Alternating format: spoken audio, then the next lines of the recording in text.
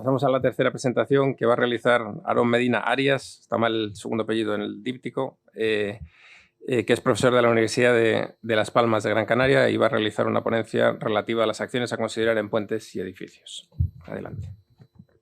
En primer lugar, agradecer a H por contar con nosotros para la redacción de este capítulo, junto con otros compañeros. También agradecer a la Escuela de Ingenieros por cedernos el espacio. Y sin más voy a empezar con la presentación del capítulo 3.2 de la normativa existente en España sobre acciones. Fundamentalmente vamos a hablar sobre las acciones en la edificación, aunque va a ser una presentación breve. No hablaremos finalmente de las acciones en puentes.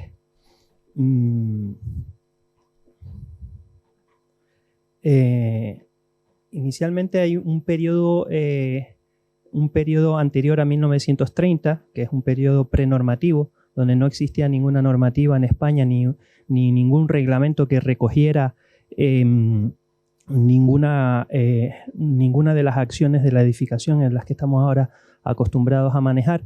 Se manejaba más bien con las circulares prusianas relativas a construcciones de cemento armado, la circular ministerial francesa de 1906, la instrucción reglamentaria para el empleo de cemento armado de 1912, que comentó antes Mariana Pavón.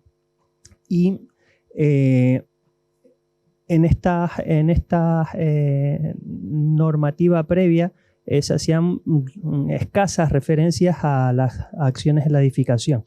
Quizás en algunos artículos se nombraban retracciones y se dejaba en todo caso a juicio del proyectista establecer unas acciones en las edificaciones.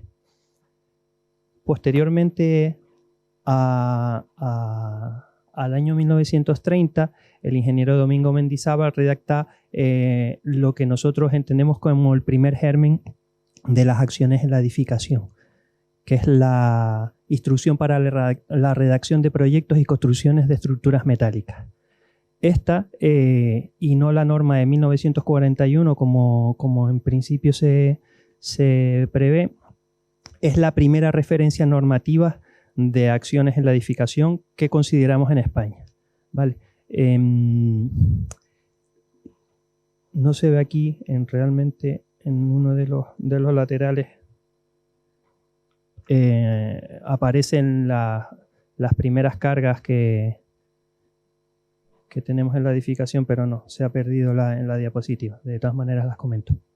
Pues expone en esta norma, primeramente, pues las cargas permanentes, establece los pesos propios de los distintos materiales, como pudiera ser el hormigón, el acero laminado, etcétera, madera incluso. También expone las sobrecargas normales, llamaban sobrecargas normales a lo que actualmente denominamos sobrecargas de uso, con la particularidad de que no eran obligatorias, sino que se dejaban a juicio del técnico proyectista. Lo que sí que les indicaba la normativa es que tenían que estar justificadas en la propia memoria. Luego también establece por primera vez lo que llamaba sobrecargas accidentales, que realmente no son accidentales. Las clasifica por nieve, viento, temperatura, frenado y arranque y efectos de montaje. Realmente esta instrucción, aunque no está dentro de nuestro ámbito de estructuras de hormigón, de la monografía, sí que es verdad que es la primera que recoge esta serie de acciones en la edificación. Entonces, por eso nos ha parecido interesante incluirla como primer hito. Posteriormente, entre 1930 y 1941, esta norma tiene una periodicidad de 11 años. Es decir, su vida útil de la norma hasta que aparece la de 1941, que ahora comentaremos, es de 11 años. La realidad es que, es una opinión particular, yo pienso que esta norma no fue, como no ha sido ampliamente difundida, estaba redactada por un ingeniero militar, pues yo creo que esta norma no se aplicaba en la generalidad de los proyectos. Como comentarios para esta instrucción, pues vaya, está dedicada en principio a estructuras de hierro y acero laminado y fundido, forjado. Resultaba también independiente el uso del edificio, es decir, nos indica, por un lado nos indican unas tablas con sobrecargas de uso pues, para viviendas, comercios, locales de espectáculos, etcétera. Y por otro lado también nos hablaba de cargas de frenado, o sea que la aplicación no tenía, era independiente al uso del edificio, ¿vale? Tampoco se aplican, no se empiezan a aplicar coeficientes de reducción de sobrecargas de uso, lo que sí veremos en otras normativas posteriores. Y tampoco establece como obligatorias las sobrecargas de uso, si bien también debe justificarse por el proyectista. Y tampoco esta norma, aún no, tiene en cuenta consideraciones sobre acciones sísmicas. Las acciones sísmicas se empiezan a desarrollar en Estados Unidos a partir de la década de los 50 y a España no llegan a partir de los 60, como veremos en las últimas tablas. Tampoco en este capítulo nos analizamos exhaustivamente las sobrecargas debido al viento ni las acciones sísmicas en las edificaciones, porque se nos saldría un poco en extensión. Luego, a partir de 1941, tenemos la norma para el cálculo y ejecución de estructuras metálicas, hormigón armado y forjados de ladrillo armado. Esta norma que restringe restringe el uso del hierro en edificación, si tomamos en contexto después del 39 de la Guerra Civil y después de la Segunda Guerra Mundial, pues había una carestía de materiales, no solamente de cemento, sino de acero, y se promulga este decreto precisamente para ajustar estos materiales, y se proponen lo que llamábamos los forjados autárquicos, esos forjados que con el mínimo de armado posible cumplieran su función estructural. También se repasa aquí pues, las cargas permanentes, vuelve a establecer pesos propios de distintos materiales, lógicamente equivalentes a las normativas anteriores. También aplica las sobrecargas de uso no obligatorias, sobrecargas de nieve, sobrecargas debidas al viento, temperatura y reducción de cargas como primera novedad. Como vemos aquí sí aparece, hay una primera tablita donde nos da los pesos de las sobrecargas de uso correspondientes a viviendas, pues establece entre 150 y 200 kilómetros cuadrados. Veremos que posteriormente en las MV se incrementan estos pesos, en las oficinas entre 200 y 250, edificios públicos 250 a 300, salas de espectáculos 400 a 500, garajes de 350 a 400 y azoteas en este caso 150. Como principales comentarios a esta norma, principalmente están dedicados pues, a estructuras metálicas, hormigón armado y ladrillo armado. Es la primera y única norma existente hasta el momento que permite en entramados de edificio considerar lo que se refiere a sobrecargas con los vanos completamente cargados o con los vanos completamente descargados. Es decir, la alternancia de cargas. No se vuelve a repetir esta especificación en ninguna otra normativa, ni anteriormente ni posterior. Y también es la primera normativa de obligado cumplimiento que aplica la reducción de sobrecargas en España. ¿Vale? Esto es también de cierta relevancia.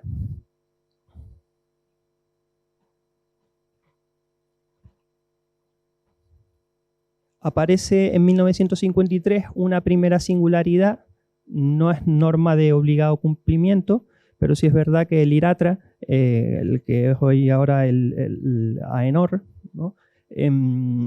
Publica una norma UNE, la 24.003 de 1953,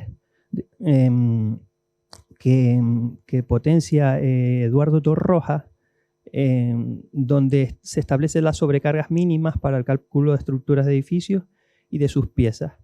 Y el objeto, como podemos ver aquí de la norma, es especificar pues, qué cargas mínimas y con qué deben ser calculadas las estructuras resistentes de los edificios y de sus piezas. También expone los pesos propios, sobrecargas en los pisos, sobrecargas en pilares y columnas como novedad, sobrecargas en las cubiertas, en barandillas y balaustradas también como novedad, las presiones del viento en muros, cubiertas y chimeneas también como novedad.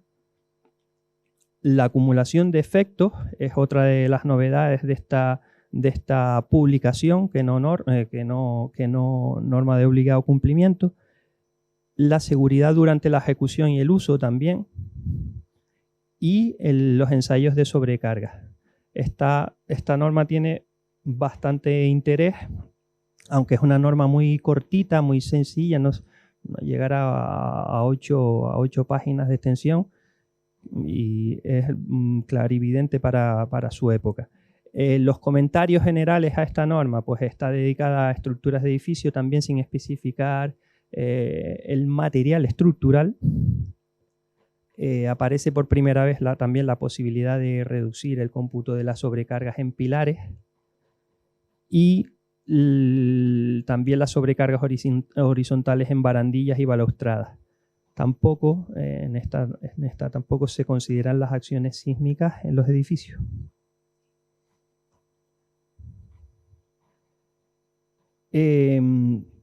Posteriormente a esta singularidad y después de la norma del 41, que tenía tuvo una vida útil de 22 años, aparecen las normas MV que propician pues, Juan del Corro, Javier La Huerta Vargas, etc. Y aparecen las MV, la 101 de 1962, acciones en la edificación.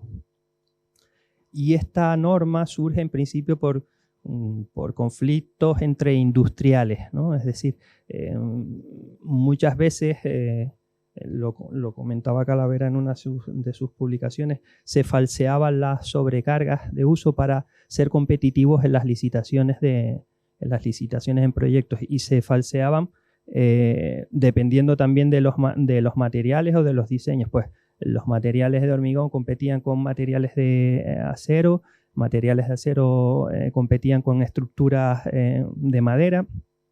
Entonces se decidió la redacción de esta norma MV y como comentarios generales a esta norma, que en principio parece que su durabilidad es de 25 años, pero la realidad es que la única dura hasta 43 años, es decir, hasta la entrada en vigor del Código Técnico de la Edificación. Veremos después el motivo. Los comentarios generales son pues, que hay una aplicación obligatoria a todos los proyectos de edificaciones públicas y privadas, independientemente del uso.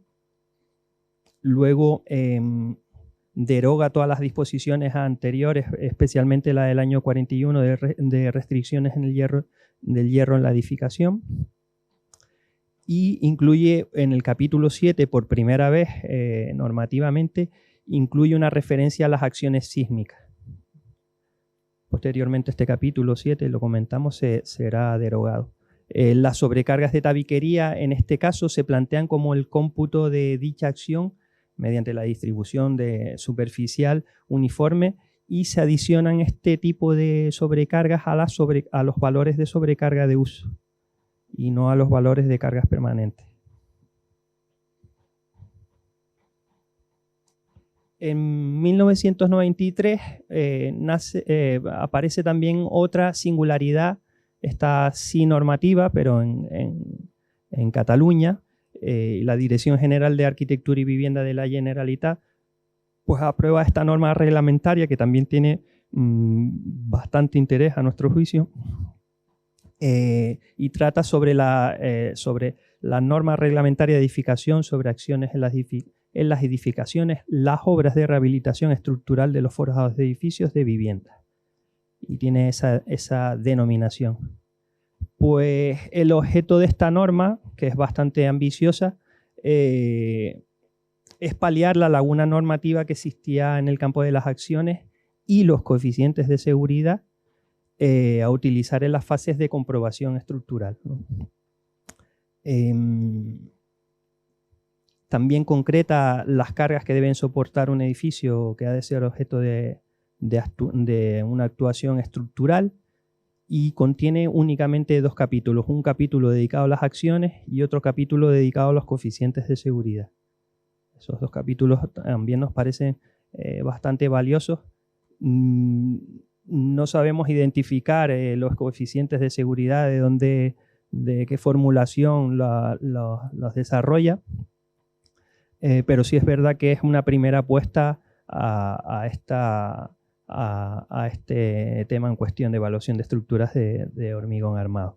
Dispone además de 3 anexos con tabulaciones, pues, de pesos de distintos materiales, metodología de trabajo para determinar sobre todo sobrecargas y los tipos de prospecciones para la aplicación de la norma.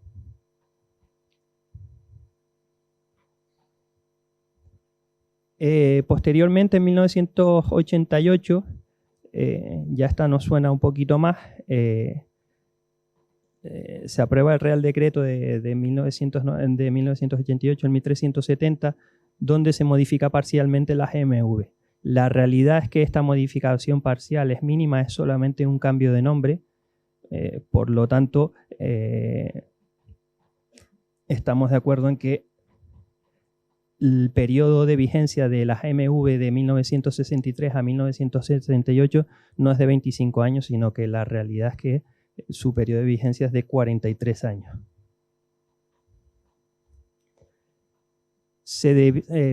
La justificación en esta norma básica es que se decide retrasar la revisión porque en aquel entonces ya se estaban redactando los eurocódigos.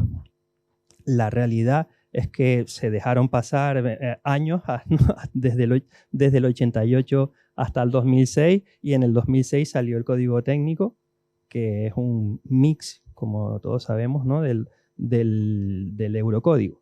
Se elimina el contenido del capítulo 7 de la GMV porque se desarrolla las acciones sísmicas en una normativa única y propia.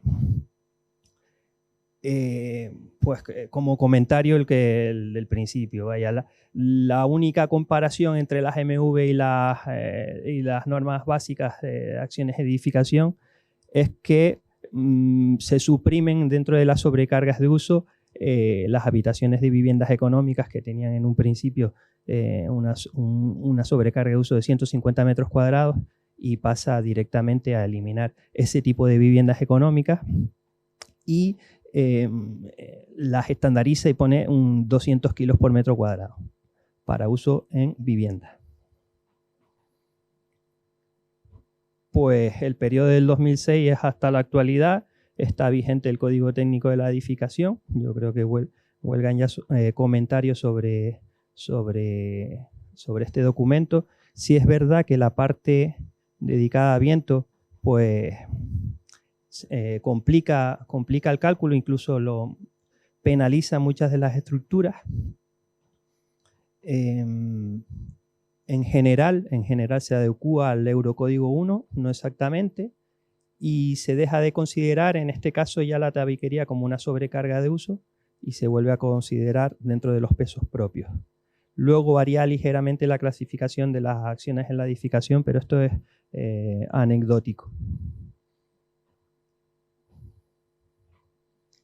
Luego, al final del capítulo, yo creo que es de la parte más interesante de este capítulo, que es una tabla recopilatoria de toda la normativa de obligado cumplimiento y de no obligado cumplimiento, como las normas tecnológicas que también están incluidas en esta tabla, donde tenemos pues su año de aprobación, las correcciones, cuando se derogan, su publicación y algo que me parece también muy interesante, que es un hipervínculo que no sé si podrá conservar la publicación digital, que te lleva directamente a la normativa publicada por el BOE.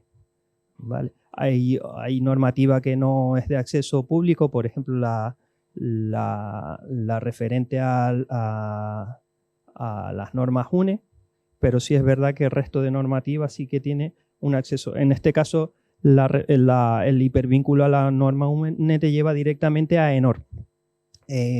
Esa norma todavía se puede descargar, aunque está anulada. Pues como digo, esta es la parte, es como un resumen de todo el capítulo, donde tenemos ordenadamente la normativa de acciones en la edificación, y posteriormente, en el desarrollo del capítulo de los compañeros referentes a puentes, también tienen una tabla análoga. ¿Vale? En esta tabla también se recoge ordenadamente, cronológicamente, un resumen de la normativa española referente a acciones en puentes de carretera y también de puentes de ferrocarril. ¿Vale? Y con esto, pues nada más terminamos. Ha sido una...